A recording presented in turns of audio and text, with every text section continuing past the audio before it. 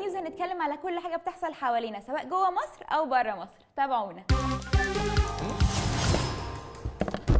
السفر مش ان انت بس تسافر بلد ما تعرفهاش وتشوف ناس جديدة بلغة تانية. السفر ليه قواعد وكل بلد ليها قاعدة معينة لازم قبل ما نسافر كلنا نكون عارفينهم. تعالوا نعرف ايه هي ونرجع.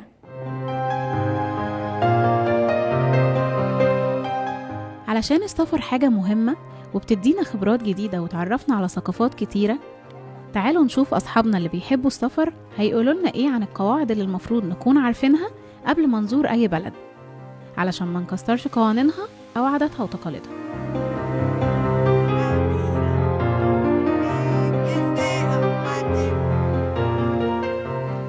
Selalu menjaga kebersihan dimanapun kita berada.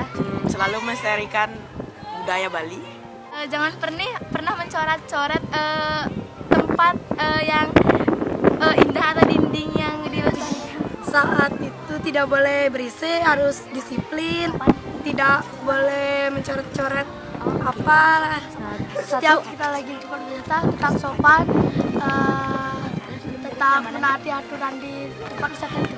Menjaga kenyamanan tempat, tidak boleh merusak tanaman yang ada di sana, tidak boleh merusak objek wisata yang ada di tempat wisata itu.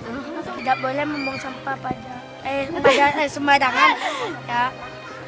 Habis itu harus menaati peraturan yang harus ditaati. وبعد ما شفنا النصايح اللي أصحابنا قالوا لنا عليها، يا ترى هنعمل بيها؟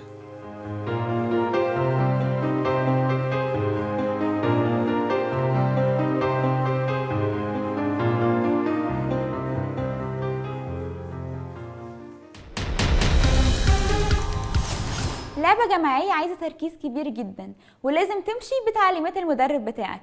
اللعبة دي دايما اللي بيكسب فيها اللعيبة الطويلة. اكيد عرفتوا بنتكلم عن ايه؟ على الكرة الطايرة.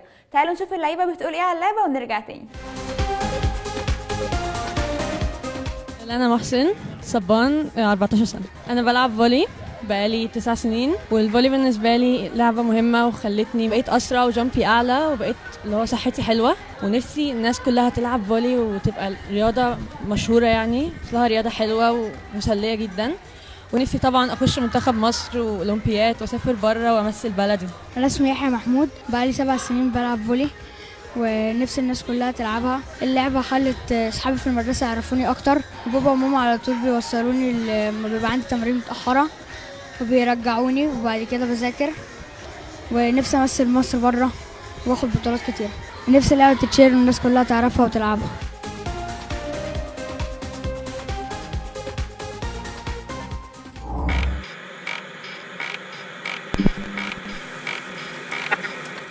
كل واحد بياخد القرار بطريقة مختلفة. في ناس بتاخد القرار لوحدها وفي ناس تسأل أهلها أو صحابها. انت ازاي بتاخد القرار بتاعك؟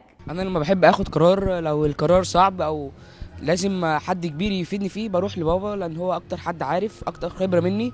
لو القرار سهل وبسيط يا اما انا باخده بنفسي يا اما بسأل حد من اصحابي عليه. مثلا لو انا عايزة اعمل حاجة انا عايزاها الاول المفروض اخد رأي حد اكبر مني، لان انا انا ممكن ما اعرفش، مثلا انا عايزه اروح اعمل حاجه انا ما اعرفش انا هعملها دي هيبقى فيها ايه او صح او غلط، فبسال حد اكبر مني مثلا زي اهلي الاول استفسرهم في الحاجه ديت، بعد كده اعملها. لو هي صح هعملها، لو هي غلط مش هعملها. باخد قراراتي بنفسي، وساعات لما بكون مزنوق جدا بروح لاصحابي او لاهلي. انا عن نفسي بحب اخد قراراتي لنفسي، بس لما بتضيق معايا قوي بحب بستشير بابا. باخد قراراتي ان انا بقعد افكر فيه كويس جدا، ويعني ممكن برجع للناس القريبين مني يعني بابايا ومامتي.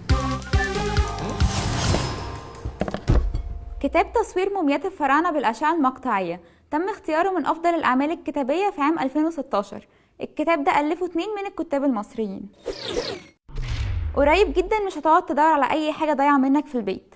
شركة مايكروسوفت هتضيف خدمة للهواتف الذكية تساعدك ان انت تلاقي أي حاجة ضايعة منك بسهولة. دلوقتي تعالوا نشوف محضرين ايه في الفقرة اللي جاية ونرجع تاني. أنا اسمي محمد مجدي بسيري، أنا عمري 15 سنة. أنا هوايتي القراءة. القراءة دي شيء ممتع جدا. أبويا علمني القراءة وخلاني أقرأ من 5 سنين يعني. أبويا أول حاجة اداني كتب أطفال وعلمني كده، دربني في القراءة. بعد كده اداني كتب ثقافية، بعد كده اداني كتب دينية وعلمني ازاي أقرأ وازاي أتمعن في القراءة. القراءة دي خلتني أتعلم حاجات كتيرة أوي. خلتني اتعلم ازاي اتواصل مع الناس، ازاي ابقى متميز عنهم، ازاي اعرف معلومات كتيرة واعرف ازاي هما بيتكلموا عن ايه. فالقراءة ديت هي اصلا لغة الشعوب، معروفة يعني ان القراءة ديت بتحكي تفاصيل بتحكي الشعوب. ففي كتب بتعلمني حاجات كتير، في كتب تاريخية بتعلمني تاريخ مصر والحاجات اللي اتعلمتها من مصر، وفي كتب تانية ثقافية بتعلمني ازاي فكر العلماء، وفي كتب علمية بتعرفني العلوم وكده. خلصت حلقتنا النهارده من اي نيوز، يا رب تكونوا عجبتكم واستفدتوا منها. هنستناكم تكتبوا لنا كومنتس على الفيسبوك وتقولوا لنا لو عايزين نتكلم في حاجه معينه. باي باي.